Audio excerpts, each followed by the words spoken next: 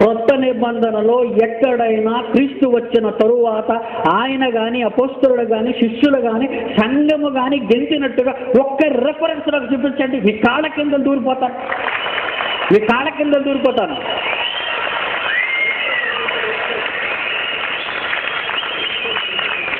Stephen Hawking అనేవాడు ఒకడు ఉన్నాడండి. వాడు అసలు దేవుడే లేడనేసాడండి. వాడు ఆ మాట అన్నప్పుడు మీడియా తప్పుడు కోతలకు వస్తున్నప్పుడు మీ అన్నీలు ఎక్కడికి వెళ్ళాడర్రా దొంగల ముఠా వాళ్ళారా, మీ అన్నీలు ఎక్కడికి వెళ్ళాడు? ఎప్పటికైనా యుద్ధానికి నిలిచేవాడు పిడి సుందర్రావు కానీ గొట్టం లాంటి నీ అనిల్ కాడు.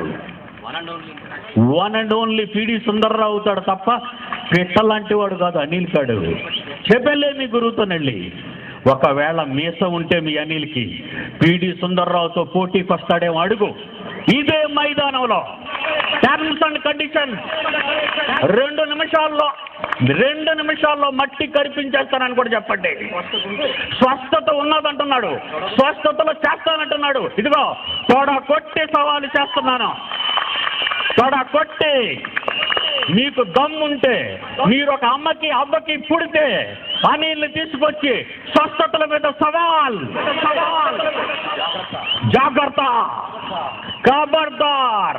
దమ్ముంటే స్వస్థతలు చేసే వానికి స్వస్థతలు చేయవని మేము నిరూపిస్తాం, స్వస్థతలు లేవని మేము నిరూపిస్తాం, స్వస్థతలు ఉన్నాయని నిరూపించమను. చేత కాదర్రా మీకు అది. మళ్ళా చెప్తున్నాను, మీ అనిల్ రాడు, భవిష్యత్తు చెప్పేశాను. భయం పిడి సుందర్రావు అంటే, సింహం టెర్రర్ పిడి సుందర్రావు అంటే జాగ్రత్త.